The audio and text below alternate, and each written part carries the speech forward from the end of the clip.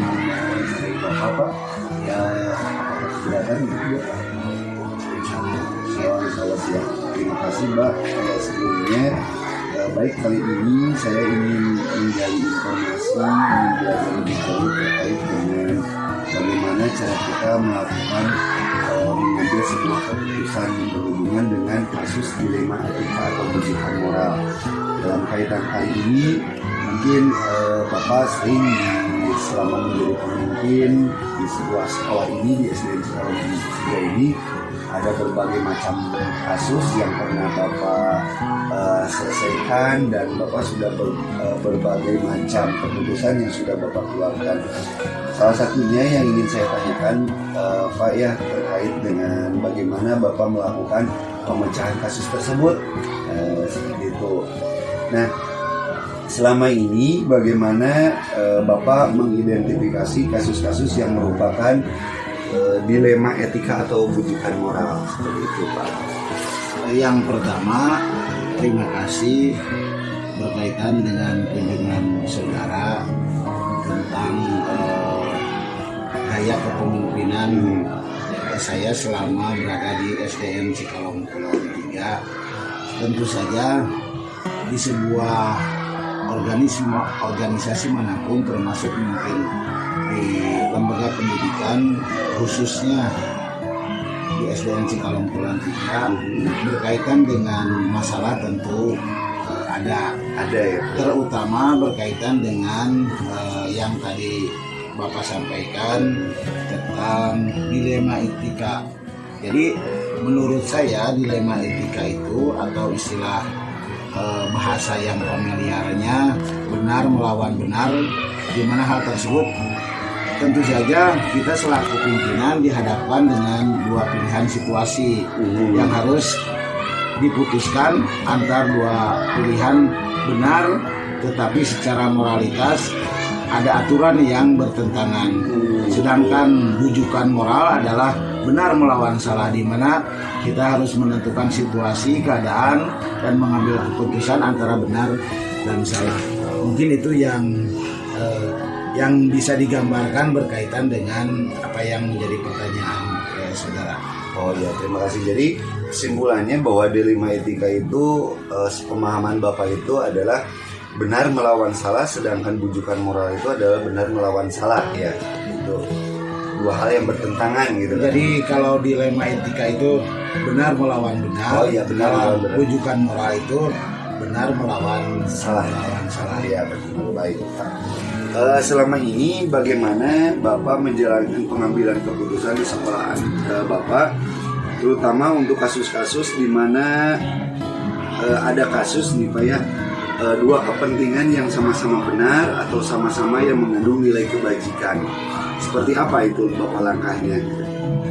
Ya tentu saja sebagai pimpinan di sebuah organisasi, kalau kita merujuk tentang sebuah kasus, kita tidak harus cepat-cepat memutuskan, tapi harus mengumpulkan bukti, apakah bukti atau informasi itu benar atau fakta itu benar kejadiannya ya.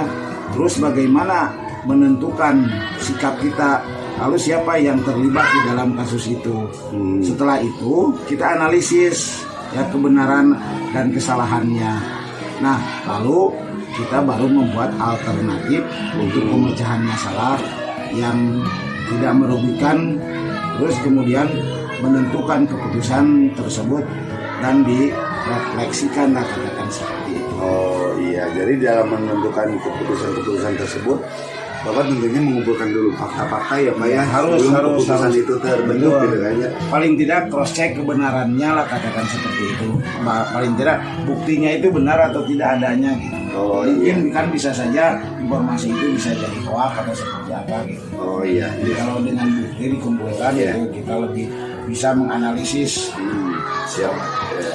Terus kalau langkah-langkahnya nih ya Pak ya, langkah-langkah atau prosedur seperti apa yang bisa Bapak mengambilan langkah-langkah keputusan ya dalam melakukan masalah atau apa istilahnya tadi kasus yang sering atau yang pernah ada 9 langkah yang sering orang mungkin menggunakan dalam hal menganalisis masalah tersebut. Nah, kemudian menggunakan 3 prinsip pengambilan keputusan. Yang pertama, apakah hasil yang diharapkan dari keputusan tersebut bermanfaat.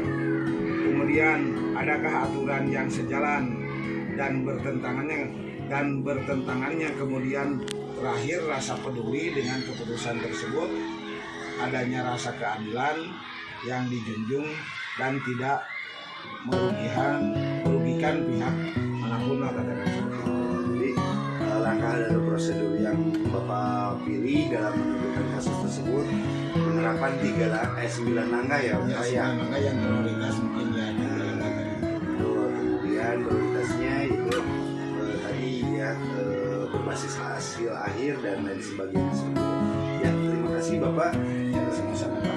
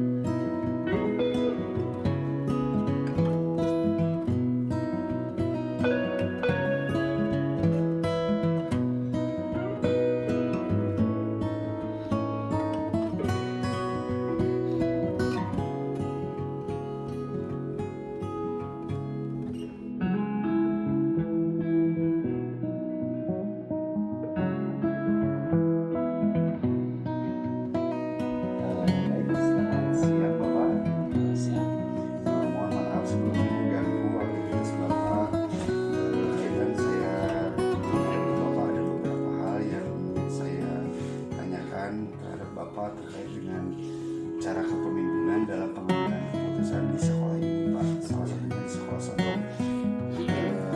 Kita mengenal dalam pola kepemimpinan dalam pengambilan keputusan di mana ada pengambilan keputusan itu yang berdasarkan kasusnya, itu adalah ada yang disebut dengan dilema etika atau bujukan moral gitu kan Pak.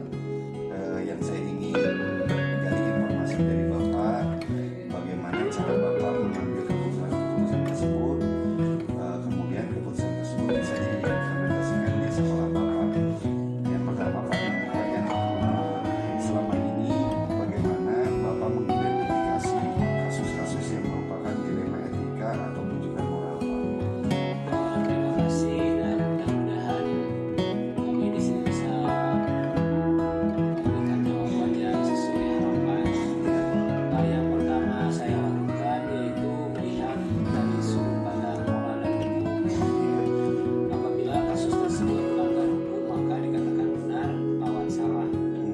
Apabila kasus dikatakan benar lawan benar, maka dikatakan itu kasus dilema etika. Ya, Jadi dalam kasus dilema etika adanya dua kepentingan yang sama, dikatakan benar lawan benar, sehingga hal yang utama saya lakukan melihat dulu kasus tersebut